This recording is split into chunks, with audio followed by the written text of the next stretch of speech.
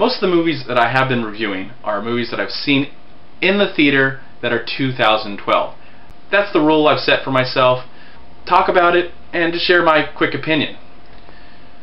So I guess I'm going to take a little liberty right now, since I saw a new movie, but it's not really new. It came out about 10 years ago, and now they've brought it back out in 3D. Star Wars Episode 1, The Phantom Mediocre. I mean, The Phantom Menace. Did this movie need to be in 3D? Not at all. It was so unnecessary. This movie should have never been in 3D. It's just there to grab more money from the great, awesome Star Wars fans that are so loyal. And we'll just grab anything from Star Wars because we just love the mythology and the characters. So, going back and watching Star Wars Episode 1, or really like Part 4, because it came out after the original Amazing Trilogy. Amazing. There was no 3D. I mean, I saw it in 3D, but there was nothing that, oh my gosh, 3D. I've recently seen Beauty and the Beast and The Lion King in 3D over the last few months in the theaters, and those transfers were beautiful. It enhanced the experience to those amazing films. But this 3D transfer for Star Wars, it has a lot of problems. One, of course, is totally obvious, that the worst character ever, Jar Jar Binks, so annoying. If there is a film out there that took it out, I've heard about it, but I've never actually got a chance to see it, that really just got rid of Jar Jar Binks altogether. Other problems I have, the kid's kind of annoying. You know, he does the best that he can with what he's got, but he comes off as, you know, just a kid reading his lines. You know, it doesn't come off as real and the kid that you care about, that you sympathize with. Now, if I was a parent, I would first show them the first 3 films, the first real 3 films, and then go and take them to see this movie, so they can have all those surprises.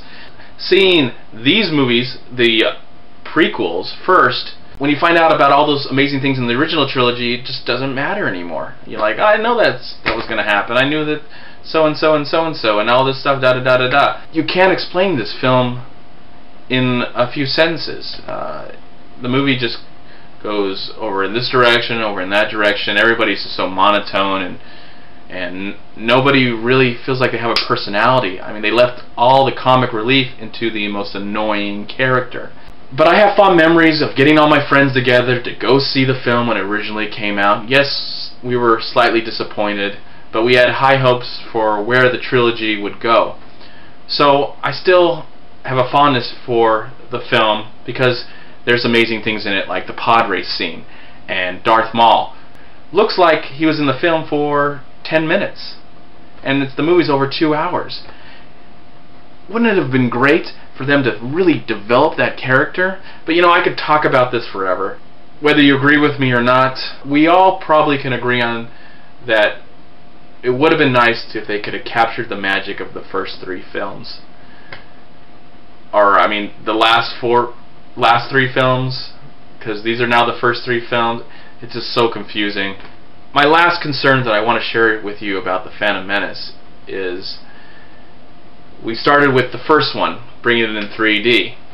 How long is it going to take for them to get to Star Wars, Empire Strikes Back, and Return of the Jedi? There was a few people in the theater when I saw it.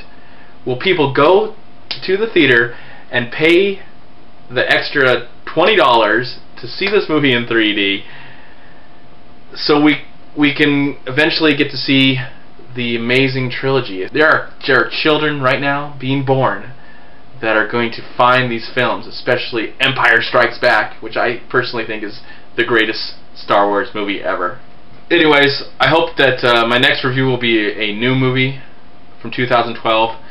Since I talked about The Phantom Menace, I'll probably talk about Titanic 3D in April when I go see it, because I'm really, to be honest, I'm really excited to see that movie for a lot of personal reasons that I'll share when I see the movie in April. My final recommendation, if you've never really seen a Star Wars movie ever, watch 4, 5, and 6. That's Star Wars, A New Hope, Empire Strikes Back, and Return of the Jedi first. Watch those first, and then go watch the prequels.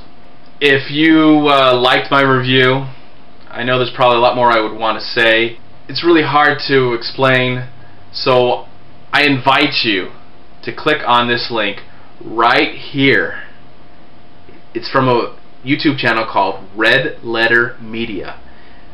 There's this gentleman who pretty much tore a new one for The Phantom Menace. It's a pretty long review, and he does a really good in-depth look at that film. Okay, this is MovieManCHAD saying, may the Force be with you, always.